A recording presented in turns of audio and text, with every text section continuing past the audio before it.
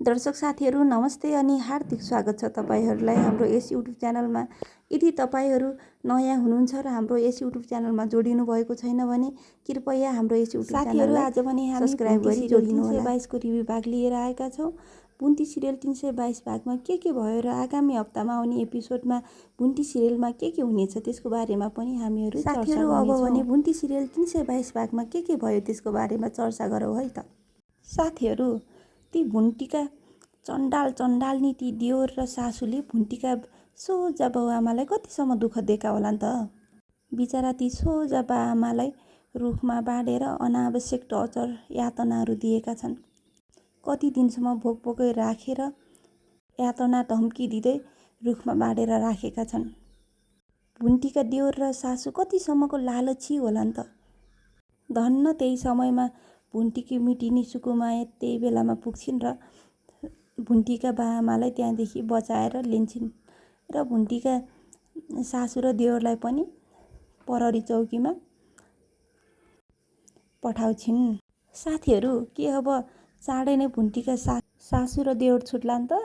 उता भूपेन्द्रको घरतिर भने भूपेन्द्रको बाउ दाई भाइ कसैलाई पनि थाहा छैन कि भूपेन्द्रको आमा र भाइ चौकीमा छन् भनेर।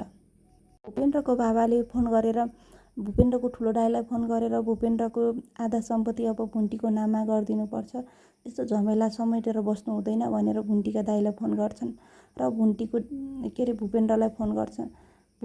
त्यसपछि भूपेन्द्रका दाइले पनि भूपेन्द्रलाई फोन लगाइदिन्छन् र कुराकानी गर्छन्। भूपेन्द्रले भन्छन् आधा सम्पत्ति दाइलाई तिर्नै ठिक्क छ, आधा सम्पत्ति भुन्टीलाई दिए भने मलाई चाहिँ के हुन्छ त भनेर भन्छन्।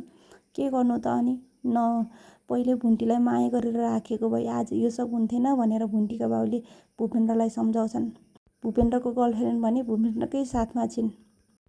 यति हुँदाहुँदै गाउँको एकजनाले भूपेन्द्रका बाबासँग भूपेन्द्रको आमा र भूपेन्द्रको भाइ चाहिँ हिरासतमा भएको कुरा भूपेन्द्रको बाबालाई फोन गरेर भन्छन् अनि भूपेन्द्रको बाबाले पनि भूपेन्द्रका दाइलाई फोन गरेर भन्छन् तेरी आमा र तेरो भाइ हिरासतमा छन् रे। यो कुरा भूपेन्द्रको दाइले भूपेन्द्रको भाउजूसँग कुरा गर्छन् र भूपेन्द्रको भाउजूले भुन्टीलाई अनावश्यक आल्छना लाउँदै भन्छन् यो भुन्टीको पक्का पनि चलाक बोयफ्रेन्ड हुनुपर्छ, होइन भने त्यो सोझी अनपढ गवारले कसरी त्यस्तो गर्न सक्छ भनेर। यो कुरा भूपेन्द्रको दाइले भूपेन्द्रलाई पनि भन्छन् र भूपेन्द्र रिसले चुर हुन्छन्। उता भुन्टी भने एकदम दयालु मनकारी घरबिटीको घरमा काममा लागेकी छिन्। उता भुन्टीका दाइ भने काममा छन्। उता भुन्टीको दाइ पनि भुन्टीसँगै काम गर्ने भएर भुन्टीले फोन गरेर बोलाउँछिन्।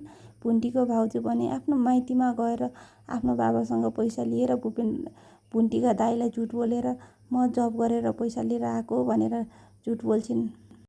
भुन्टीको घरबेटीले भुन्टीलाई पैसा दिएर तरकारी फलफुल लिन जाऊ भनेर पठाउँछन्।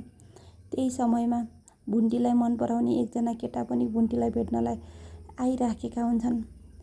त्यही बेला भूपेन्द्र र भुन्टीको जम्का भेट हुन्छ। भूपेन्द्र लड्न खोज्दाखेरि भुन्टीले बचाउँछिन् भूपेन्द्रलाई। त्यो चाहिँ भुन्टीलाई मन पराउने एकजना केटाले देख्छ। त्यो देखेर चकित हुन्छ। भूपेन्द्र र भुन्टी पनि एकअर्कालाई देखेर चकित परिरहेका छन्। साथीहरू तपाईहरू साँच्चैकै भुन्टी सिरियलको फ्यान हुनुहुन्छ भने हाम्रो यस युट्युब च्यानललाई लाइक कमेन्ट सेयर र सब्स्क्राइब गरिदिनु होला। भुन्टी सिरियलसँग महत्त्वपूर्ण जानकारीहरू भुन्टी सिरियलमा के भयो के हुनेछ भन्ने कुराहरूको महत्त्वपूर्ण जानकारीहरू आउँदो एपिसोडमा पनि ल्याइराख्नेछौँ। कृपया हाम्रो यस युट्युब च्यानललाई लाइक कमेन्ट सब्स्क्राइब र सेयर गरिदिनु होला ताकि हामीहरूलाई यस्ता भुन्टी सिरियलसँग सम्बन्धित भिडियोहरू बनाउन उत्प्रेरणा मिलोस् र तपाईहरूलाई यस्तै भुन्टी सिरियलसँग सम्बन्धित भिडियोहरू बनाएर तपाईहरूलाई महत्त्वपूर्ण जानकारी दिन सकियोस्। साथीहरू यदि तपाईँहरूलाई हाम्रो यस भिडियो मन पर्यो भने लाइक, कमेन्ट, सेयर र सब्सक्राइब गरिदिनु। भिडियो अन्तिमसम्म हेरिदिनु भएकोमा हजुरहरूलाई धेरै धेरै धन्यवाद।